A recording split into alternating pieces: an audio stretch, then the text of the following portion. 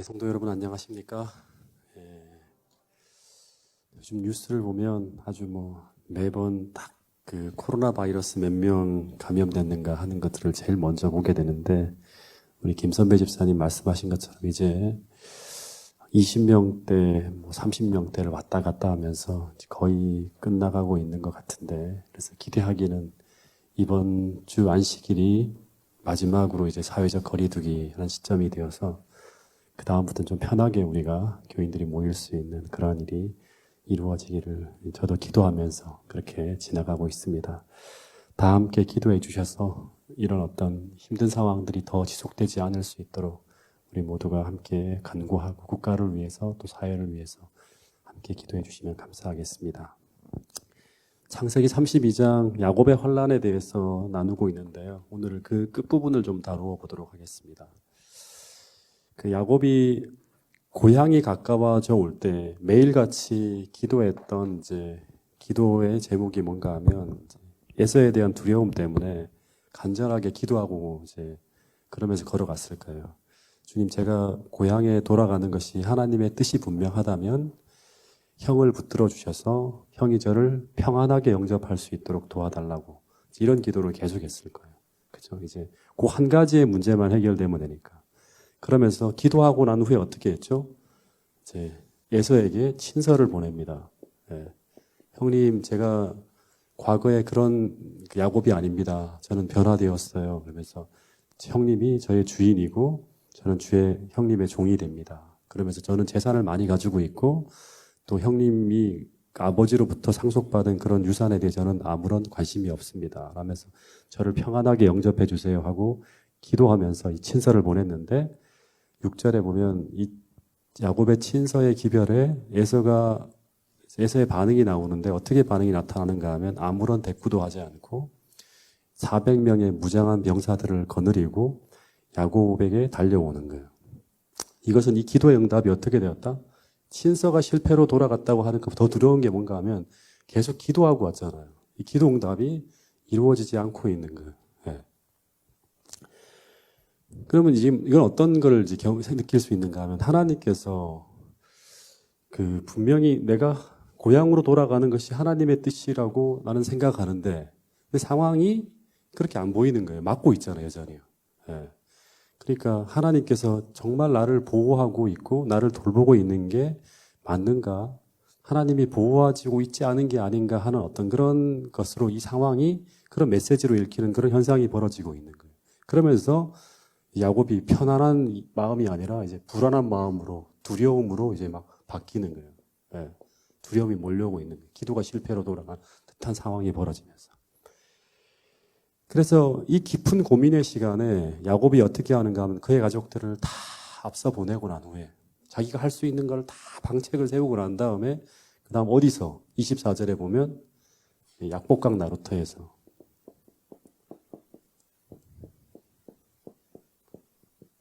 그러니까 이걸 건너가면 이제 누구를 만나는가 하면 가나안으로 들어가는 것이고 거기에서 누구를 만나는가 하면 에서를 만나게 되는 거예요. 그래서 이 가나안으로 건너가기 이제 고향의 땅으로 건너가기 바로 직전이에요. 거기 이제 가족들을 먼저 다 보낸 후에 홀로 남아서 이제 기도로 온 밤을 세우는 거예요. 예. 기도하면서. 근데 이제 제가 부조화 선지자를 읽어보니까 이 약복강 나루터는 야수들이 자주 나타나는 한적한 산악지대였고 강도들과 살인자들의 은신처였다고 합니다. 그러니까 강도들과 살인자들이 우글우글거리는 곳이 어딘가 하면 그 약복강 나루터 근처예요. 그래서 굉장히 위험한 곳이에요. 굉장히 위험한 곳. 근데 그곳에서 야곱이 혼자 자기를 호위하는 그런 어떤 가신들도 하나도 없이 오직 혼자 그런 이제 그 아주 비통한 마음으로 아무런 방비도 없이 비통한 마음으로 땅에 엎드려서 기도하고 있는 거예요. 어떤 기도를 하기 시작했을까요? 왜 내 인생에 이런 일이 벌어지고 있는 것일까? 왜 내 인생에 이런 고통스러운 일이 벌어지고 있는 것일까?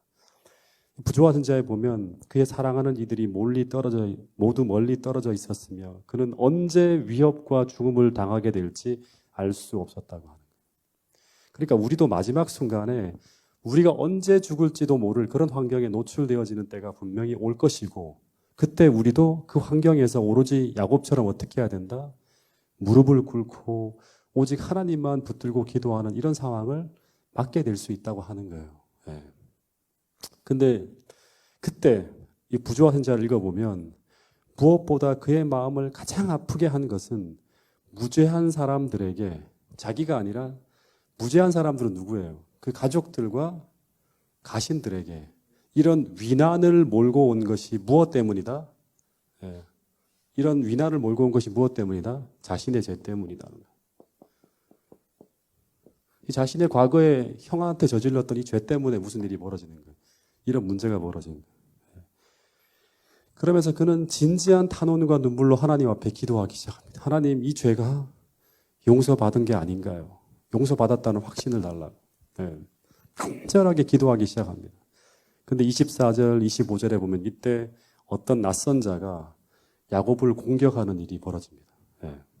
근데 야곱은 당시에 이곳이 어떤 곳이다? 강도들과 도둑들의 은신처라고 했잖아요. 그러니까 기도하고 있는 어떤 사람이 나타나서 야곱을 탁 잡으니까 야곱이 이 낯선 사람을 뭐로 오인하는가 하면 도둑이나 강도의 공격으로 오인을 합니다. 그래서 야곱이 이 공격하는 사람의 소나기에서 빠져나오기 위해서 막 몸부림을 치는 거예요. 이 사람은 계속 야곱을 잡으려고 하고 야곱은 계속 뿌리치는 거예요. 네. 그래서 그 어둠 속에서 지금은 이렇게 밤이라고 하더라도 조명이 있지만 당시에는 아무런 빛이 없어요. 이 사람의 얼굴도 볼 수가 없는 거예요. 그 어둠 속에서 두 사람이 서로 이기기 위해서 한마디의 말도 없이 싸우는데, 근데 아무런 빛도 없는 그 칠흑 같은 어둠 속에서 야곱은 자기가 싸우는 상대가 누구인지 알 수 있을까요? 모를까요? 몰라요.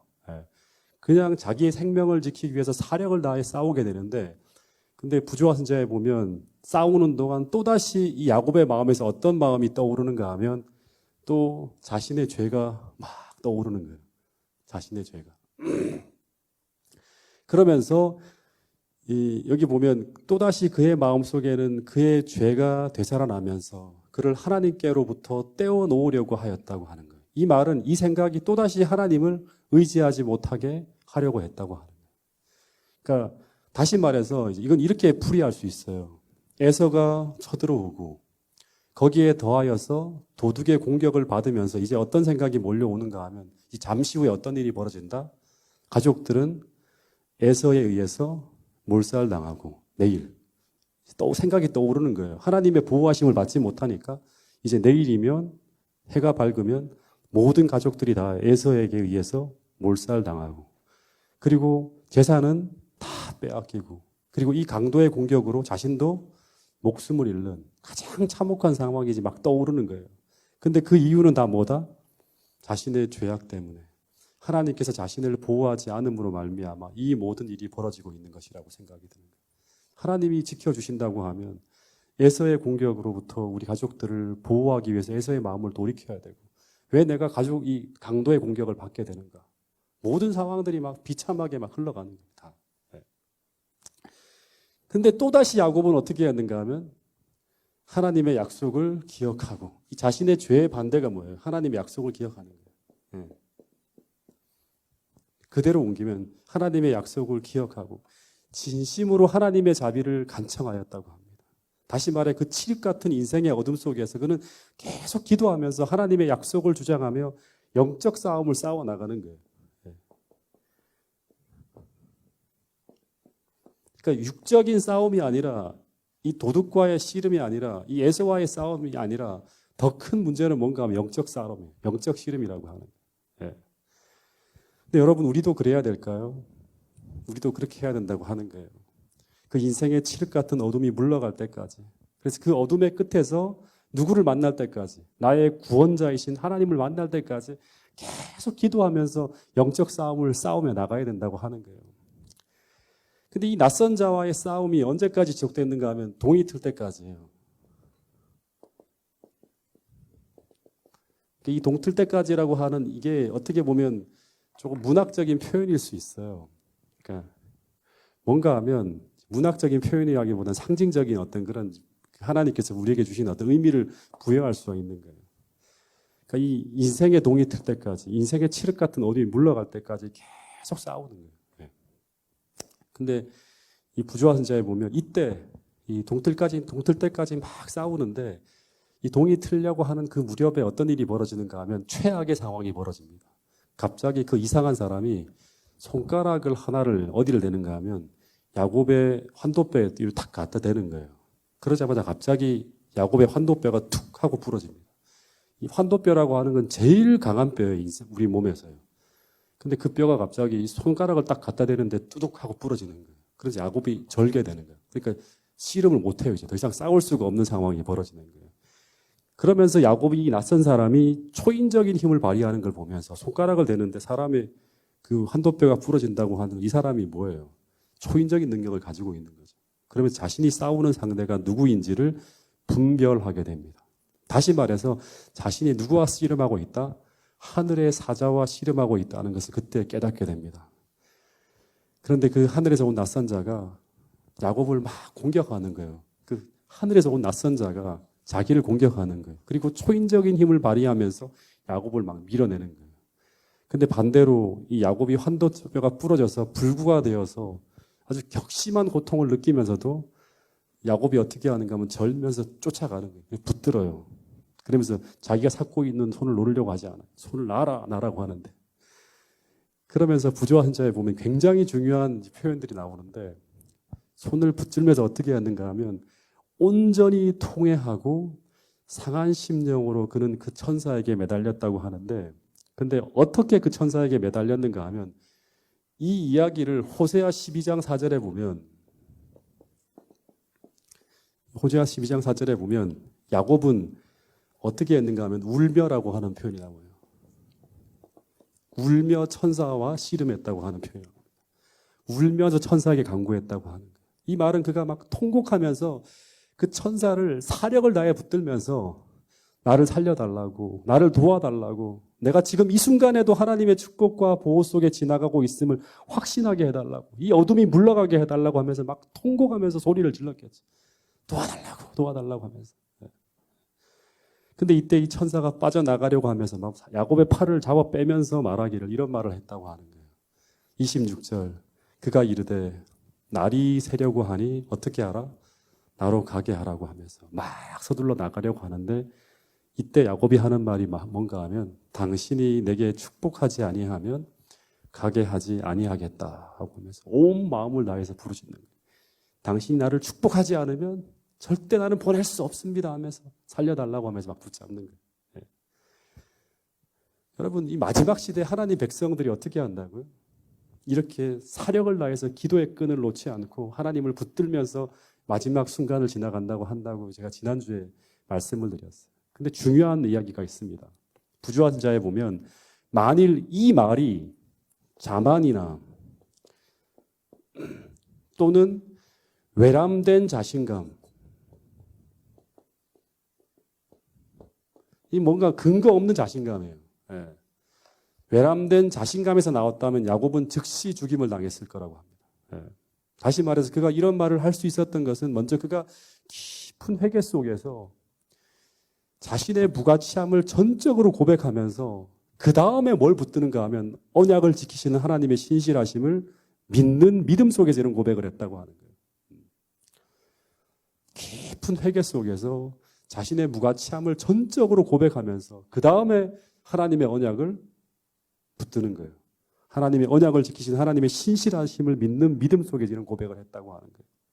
여러분 이런 글이 있습니다. 그의 절망적인 상황이 간구할 수밖에 없도록 만들었다. 그가 필요로 하는 도움은 오직 하나님께로부터 올 수 있었다. 그는 그의 생애 중에 처음으로 자신의 수단이 부족함을 알았다. 예. 자기 형의 발꿈치를 잡았던 출생 때로부터 그의 외삼촌 라반을 따돌렸던 하란에서의 그의 말년에 이르기까지 야곱은 인생의 문제 해결을 위해서 스스로 고안해낸 확실치 않은 방법들을 사용했다고 하는 거예요. 예. 그 직전까지도 자기가 고안해낸 어떤 그런 방법들을 사용하면서 문제를 계속 풀어나갔던 거예요. 그러나 지금 그는 변화된 사람이었다. 과거에는 스스로의 지혜와 힘을 의지하였던 반면 이제 그는 전적으로 하나님을 의지하는 것을 배웠다고 하는 거예요. 어디서? 이 야곱의 환란 속에서 배웠다고 하는 거예요. 여러분 때때로 하나님은 이 믿음이 우리 안에 만들어지기 전까지 때로는 구원의 선물을 가지고 가까이 다가오셨으면서도 불구하고 그것을 공개하지 않으시고 우리를 여전히 그 궁지 가운데 두시기도 한다고 하는 것이 이 야곱의 환난을 통해서 우리에게 보여주는 굉장히 중요한 기별 중에 하나예요. 이미 모든 문제를 해결할 것들을 다 가지고 오셨으면서도 우리가 이 믿음을 가질 때까지 야곱이 지금 이 야곱의 환난을 통해서 보여준 그러한 어떤 이 믿음을 보여줄 때까지 하나님은 기다리는 거예요. 그래서 그 때때로 계속 궁지에 몰아놓고 계속 기다리시는 거예요.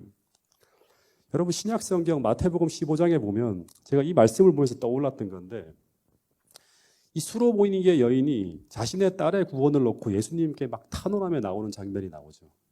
근데 그때 예수님이 이 여인의 요구에 마치 들은 척 만척하면서 걸어가는 것처럼 보입니다. 다윗의 후손이여 내 딸을 불쌍히 여겨주세요. 내 딸이 지금 심각하게 귀신 들려 죽게 되었나이다 하면서 막 소리를 질러요. 근데 전혀 들은 척 만척하면서 걸어갑니다. 근데도 이 여자가 계속 도와달라고 요청할 때 그때 예수님이 어떻게 하는가 하면 이 여자에게 무엇이라고 말하는가 하면 어떻게 말하죠? 자녀의 떡을 취하여 개에게 던짐이 마땅치 아니하다고 하는 거예요. 마치 예수님이 이 여자를 처음에 이 여자의 처지에 대해서 관심이 없는 사람처럼 그리고 개 취급을 한다는 건 뭐예요? 너 가라고 하는 거예요. 그러니까 이 여자를 궁지로 몰아넣는 거예요. 예. 근데 이 여자가 이 이야기를 들으면서도 어떻게 하죠? 자신이 알고 있는 예수님은 그런 분이 아니라는 확신 속에서 계속 나갑니다. 비록 내가 개 취급을 받는다 할지라도 계속 나가는 거예요. 주님 그렇게 하셔도 좋습니다. 그 상에 떨어지는 부스러기라도 좋습니다. 그거라도 좋으니까 제게 하나님의 은총을 달라고 부르짖는 거예요. 그러자 주님이 이 여인이 전적으로 하나님 앞에 바짝 엎드리고 전적으로 하나님을 의지하고 굴복하는 그 여자의 모습을 보면서 뭐라고 하셨죠? 내 믿음이 크도다 하면서 이 여자를 축복해 주는 것으로 끝이 나는 거예요. 근데 이 모습이 이 여인뿐 아니라 야곱을 다루시는 모습도 똑같이 이런 비슷한 패턴으로 전개돼요. 마찬가지로 오늘 우리를 다루시며 대하시는 모습도 똑같이 그렇게 하실 수 있다고 하는 거예요. 그래서 우리가 제일 중요한 게 뭐냐 그러면 하나님만을 의지하는 그 전적인 믿음, 그것을 나타낼 때까지 하나님은 때로는 우리를 궁지 가운데 두시면서 계속 우리를 지켜보시기도 한다고 하는 거예요. 그 믿음이 나타날 때까지. 그래서 여기 하나 확인해야 될 게 있는데 이게 뭔가 하면 야곱이 밤새도록 씨름하며 싸운 이 존재가 어떤 존재일까 하는 거예요. 밤새도록 동이 틀 때까지 이 야곱 곁에서 야곱과 더불어서 씨름했던 이 존재가 어떤 존재였을까? 호세아 12장 3절 4절을 한번 펴보겠습니다. 호세아 12장 3절 4절 같이 읽어보겠습니다.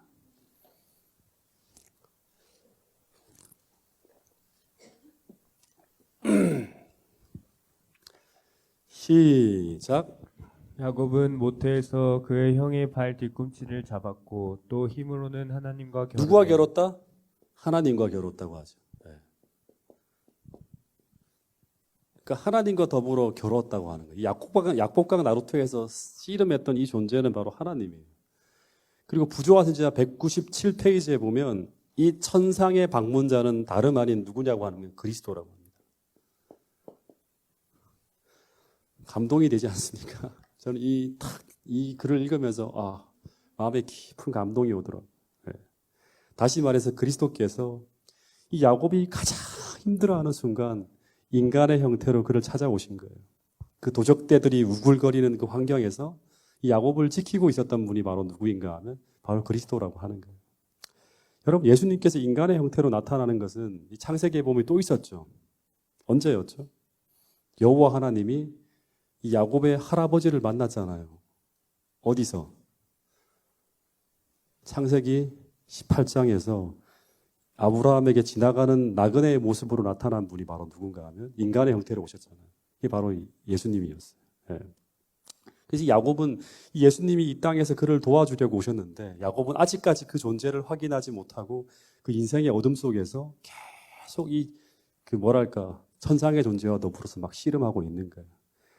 근데 그 칠흑 같은 인생의 어두운 밤, 어떻게 보면 한치 앞도 알 수 없는 막 인생의 그 시간이 지나가는 그 시간 속에서 그를 뒤흔들고 몰아치는 그 인생의 경란 속에서도 야곱이 계속 하나님을 붙드는 그 손을 놓지 않습니다. 아직 그 하나님이 보이지 않지만 끝까지 믿음으로 나가는 거예요. 하나님, 지금 이 순간에 나를 지키고 있고 나를 돌보고 계심을 내가 믿습니다 하면서 가장 극심한 인생의 고통 속에서도 그 절망적인 상황 속에서도 그는 필사적으로 그분을 붙드는 그 손을 놓지 않으면서 이 어둠의 시간을 어떻게 했다? 지나갔다고 하는 게 되게 중요합니다. 그러자 그 시간이 지나가고 지나가면서 동시에 무슨 일이 벌어지는가 하면 밤은 어떻게 하는 거예요? 지나가잖아요. 그럼 어떻게 되는 거예요? 동시에 어둠이 물러갑니다. 그러면서 새벽빛이 서서히 비춰오는 거예요. 다시 말해서 그 칠흑 같은 고통의 시간, 그가 하나님을 붙들고 치열하게 기도할 때 점차 인생의 어둠이 물러가고 새벽빛이 쫙 비춰오는 거예요.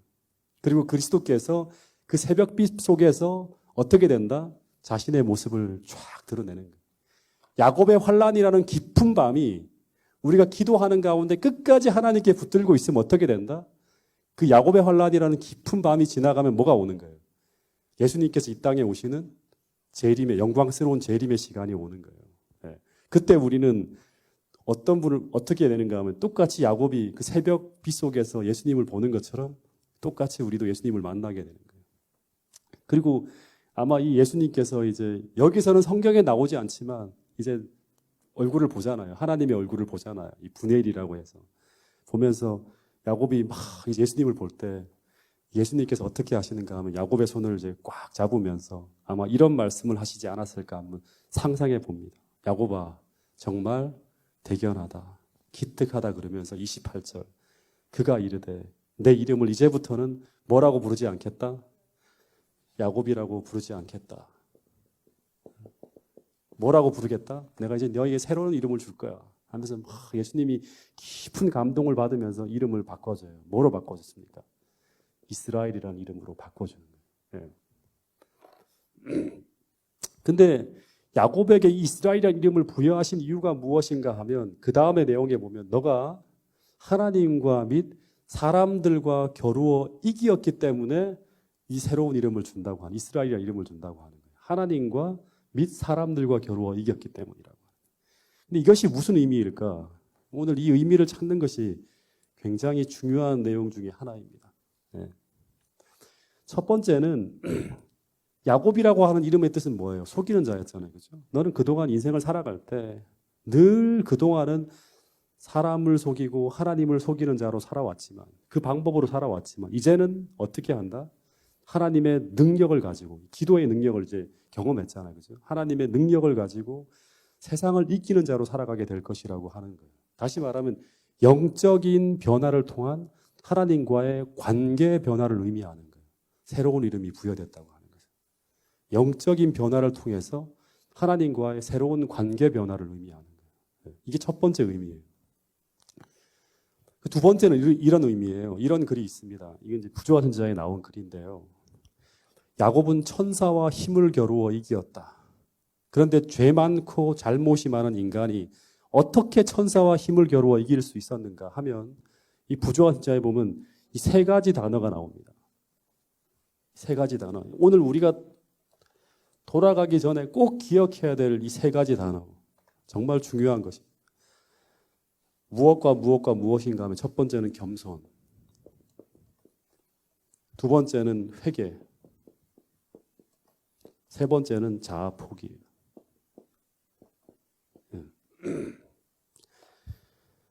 겸손과 회개와 자아 포기를 통하여 하늘의 임금과 겨루어 이겼다. 그는 하나님의 약속들을 떨리는 손으로 붙잡았으며 사랑이 무한하신 분께서는 이 죄인의 호소를 어떻게 할 수 없었다? 이렇게 이 세 가지의 태도를 가지고 나오는 이 죄인의 호소를 물리칠 수 없었다고 하는 거예요. 네.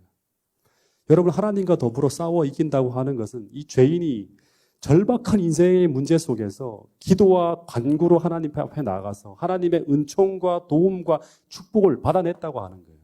이게 하나님과 더불어 싸워 이겼다고 하는 거예요. 근데 그때 우리가 하나님 앞에 무엇을 가지고 나가야 되는가? 하나님 앞에 가지고 나가야 되는 것이 무엇인가 하면 이 부조화 선지자는 세 가지를 기록해 놨다고 하는 거예요. 겸손과 회개와 자아 포기라고 하는 거예요. 그러니까 철저하게 기도할 때마다 자기를 낮추고요. 철저하게 낮추고 또 자신의 모든 죄를 아주 깊이 회개하는 가운데서 하나님 앞에 정말 깨끗한 마음을 받을 때까지 철저하게 회개하는 거예요. 예. 내가 하나님과의 관계 속에서 불편하게 되는 어떤 죄된 감정이 있다면 다 회개하는 거예요. 예. 그리고 더하여서 온전하게 하나님 앞에 자기를 굴복시키는 이 자기 포기를 통해서, 자아 포기를 통해서 하나님 앞으로 나갈 때 우리는 그때마다 하나님의 무한하신 사랑을 기억할 수 있도록 성령께서 역사하십니다. 하나님이 얼마나 사랑이 많은 분인지를 계속 성령께서는 보여주세요. 예. 그래서 우리는 하나님의 약속을 어떻게 한다? 떨리는 손으로 굳게 붙잡게 하는 거예요. 예. 계속 성령께서 붙잡게 하는 거예요. 예. 그런데 그런 심령으로 하나님 앞에 간구하는 그 인간의 호소를 하나님은 물리칠 수 없다고 하는 거예요. 예. 여러분, 이것이 바로 야곱이 그 환난 속에서 하나님을 만나서 그분의 구원과 축복을 얻어냄을 통해서 그 환난을 통과한 비결이라고 하는 거예요. 겸손과 회개와 자아 포기. 예. 여러분, 파주중앙교회 모든 성도들이 어려움 속에서 정말 철저하게 자기를 낮추고 정말 깊이 회개하는 가운데 정말 하나님 앞에 전적으로 굴복하는 그러한 심령으로 나가는 가운데 우리의 문제 속에서 하나님을 만나고 하나님의 구원과 축복을 얻어냄을 통해서 여러분의 모든 환난을 통과하는 가운데서 하나님이 주시는 그러한 영적 성장을 경험하게 되는 파주중앙교회 모든 성도들이 될 수 있기를 간절히 바라겠습니다. 그럼 야곱이 이제 이름이 바뀌어졌어요. 야곱이 이스라엘로 이름이 바뀌어졌어요. 근데 성경에 보면 이전에도 이름이 바뀐 사람이 있죠. 우리가 공부한 가운데 이름이 바뀐 사람들이 있죠. 기억해내 보세요. 누가? 아브라함이 아브라함으로 바뀌었고 사레가 사라로 바뀌었죠. 전부 이름이 변화된 사람이죠. 근데 언제 이런 새로운 이름을 하나님께로부터 받았죠? 한번 떠올려 보세요. 이 말씀을 보면서 같이 한번 떠올려 보는 거예요. 언제 이 사람들이 성경은 같은 패턴으로 계속 똑같은 패턴으로 하나님은 계속 그 어떤 역사를 이끌어 가시거든요. 언제 새로운 이름을 받았어요? 예? 몇 장이죠? 창세기 17장. 할례라는 언약을 체결함과 동시에 새로운 이름을 받게 되는 거예요. 새 이름을 받았다고 하는 것은 무엇이다? 영적인 변화와 더불어서 하나님과의 관계가 새롭게 이루어졌다고 하는 걸 의미하는 거라겠죠. 여러분, 이 이스라엘이라는 이름을 잠깐만 조금만 더 우리가 연구해 보면 그러니까 이 이스라엘이라는 단어가 여기서 처음으로 등장하는 거예요. 야곱의 이 경험을 통해서 이스라엘 이름이 처음으로 등장하게 돼요. 근데 원래 이 단어 속에서는 이게 어떤 의미인가 하면 이 사라라고 하는 의미가 이 단어가 이제 이 속에 포함되는데 이 사라라고 하는 것은 싸우다, 지배하다예요. 싸우다, 지배하다라고 하는 뜻을 담은 사라라고 하는 단어에서 유래했다고 합니다. 그래서 이스라는 뭔가 하면 그가 싸운다, 그가 지배한다. 예. 그리고 난 다음에 엘은 뭐죠? 이스라는 그가 싸운다, 그가 지배한다. 엘은 뭐예요? 하나님이에요, 하나님. 그래서 이스라엘이라고 하는 것은 하나님이 싸우신다, 하나님이 통치하신다로 해석될 수 있는 거예요. 이스라엘이라는 이름이. 예. 하나님이 싸우신다, 하나님이 통치하신다.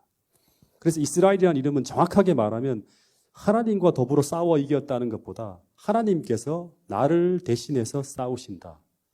하나님께서 내 속으로 들어오셔서 나를 이제 지배하고 통치한다고 하는 거예요. 예.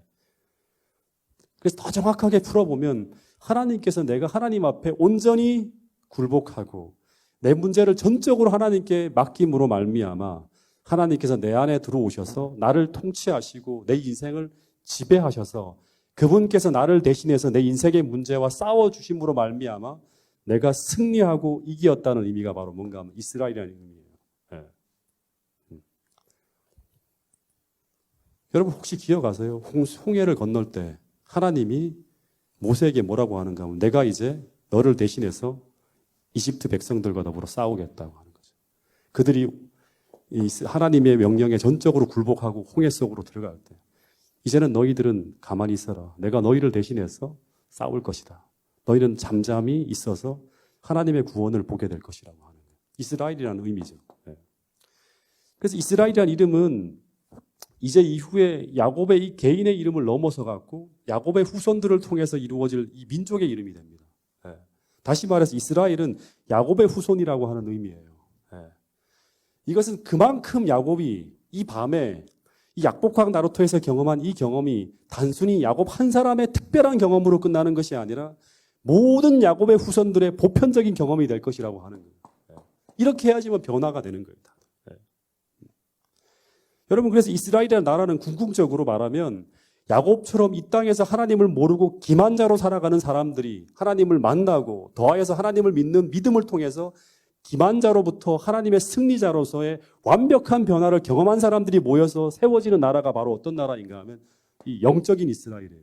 진짜 이스라엘이라고 하는 거예요. 예. 그래서 이스라엘이라는 새 이름은 궁극적으로 완전히 영적 혁신을 이루었음을, 영적 혁신을 이루었음을 의미하는 상징적인 이름이 무엇인가 하면 바로 이스라엘이라는 이름이라고 하는 것입니다.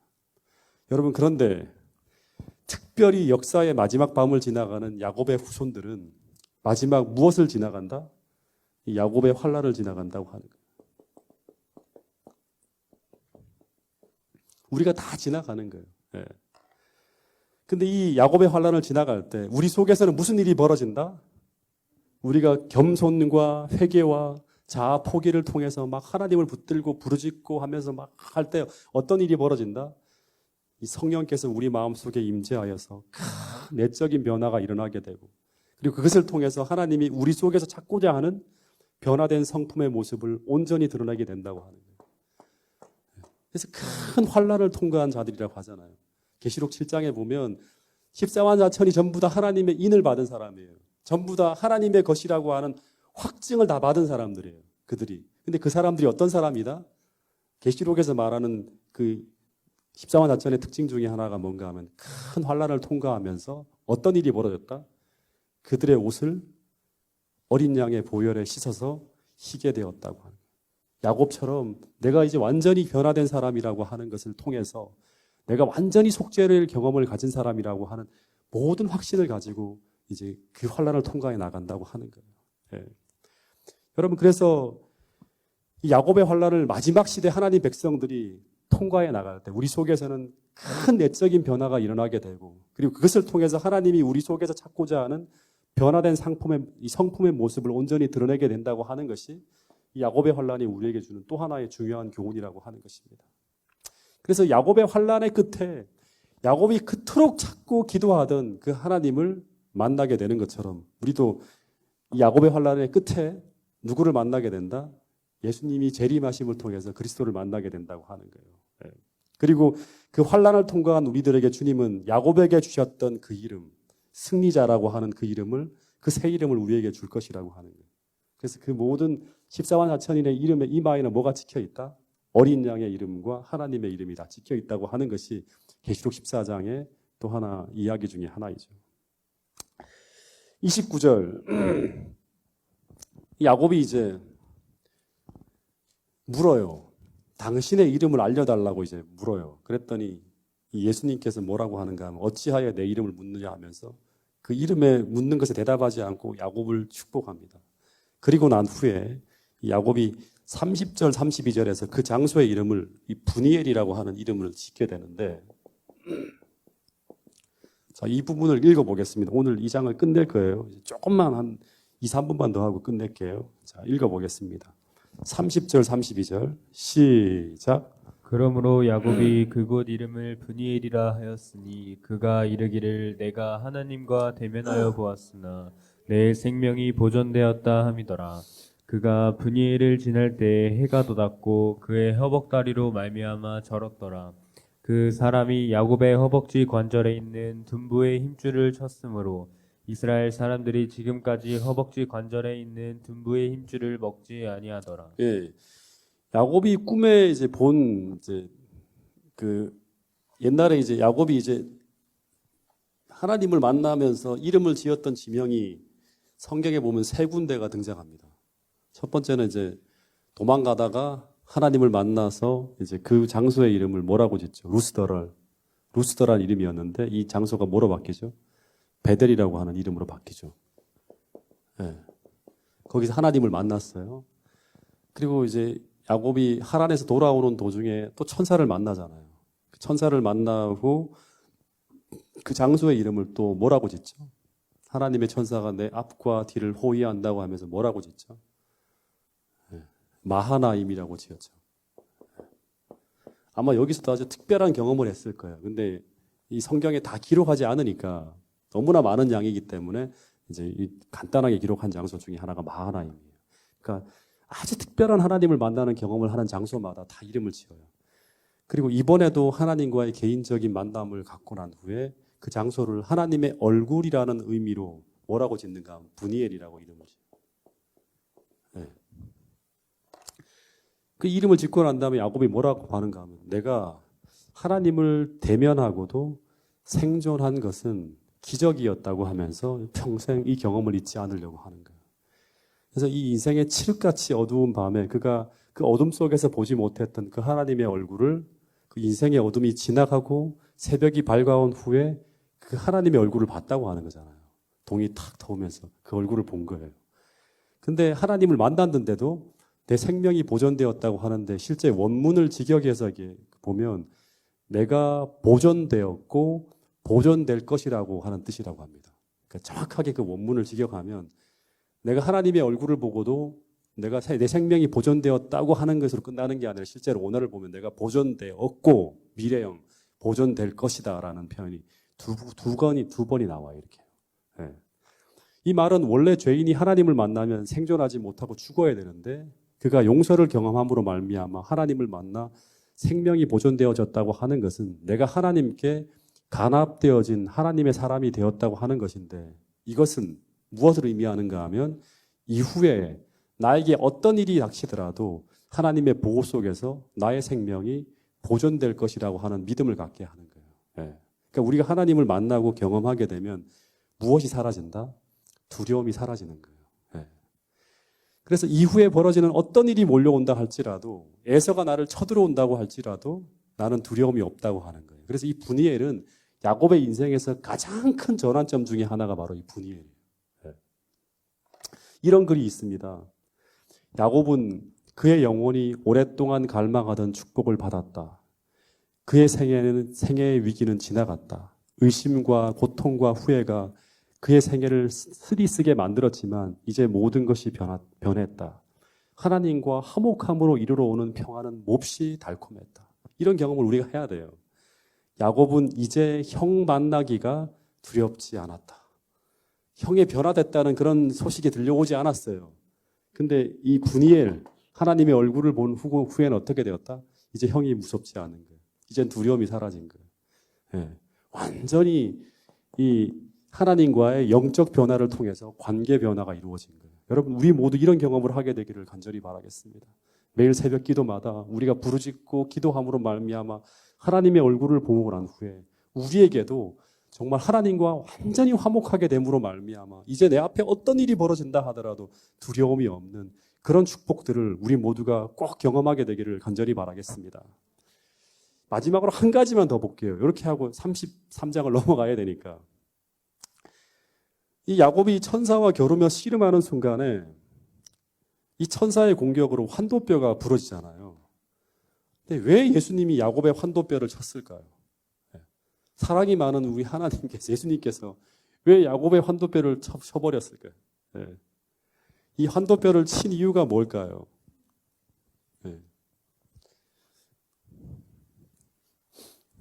지금 20분이기 때문에 이 이야기는 제가 다음 주 금요일 이어갈게요. 제가 생각해 보니까 이 기도할 시간이 하나도 없겠네요. 그러면 우리 기도하는 기도이기 때문에 이 환도뼈를 왜 예수님이 사랑이 많으시는 예수님이 환도뼈를 쳤는지 이 부분부터 우리 다음 주 금요일 이번 돌아오는 주 금요일 날 이어서 우리 갖도록 하겠습니다.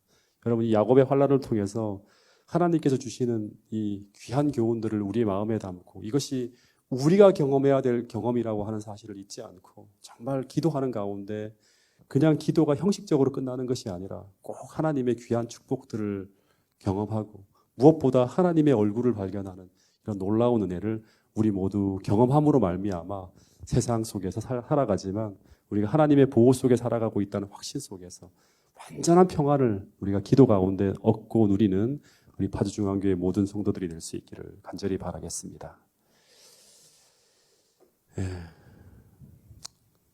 첫 번째 우리 기도 제목 드리겠습니다. 코로나 바이러스가 이번 주로 종료되어져서 우리가 사랑하는 우리 파주중앙교회 모든 성도들이 평안하게 교회에 나올 수 있도록 그런 환경이 만들어질 수 있도록 우리 하나님께 기도하는 시간을 갖도록 하겠습니다. 그리고 오늘 주신 말씀처럼 우리도 전적으로 하나님을만을 의지하는 그런 신앙인이 될 수 있도록 우리 자신의 내적인 신앙 상태를 놓고 하나님 앞에 기도하도록 하겠습니다. 그리고 여전히 우리의 기도가 필요한 우리 힘든 가운데 계신 우리 김수홍 우리 집사님, 김순진 집사님, 성낙원 목사님, 또 문홍근 우리 어르신, 문영건 집사님, 김영수 집사님을 위해서 우리 함께 기도하는 시간을 갖고요. 그리고 지난 안식일 날 교회에 나왔던 우리 강유선 우리 청년과 우리 강원석 청년을 위해서도 우리 강원석 청년이 나왔죠, 그죠? 우리 강유선 우리 자매와 강원석 청년을 위해서 우리 기도해 주시면 감사하겠고요. 그리고 홍인순 할머니, 또 성백곤 우리 선생님, 또 장명숙 우리 이 교회를 출입하고 관계가 되어 있는 아직 침례를 받지 않은 분들을 위해서도 우리 기도해 주시면 감사하겠습니다. 개인 기도 시간 우리 가진 후에 마치는 순서를 진행하도록 하겠습니다.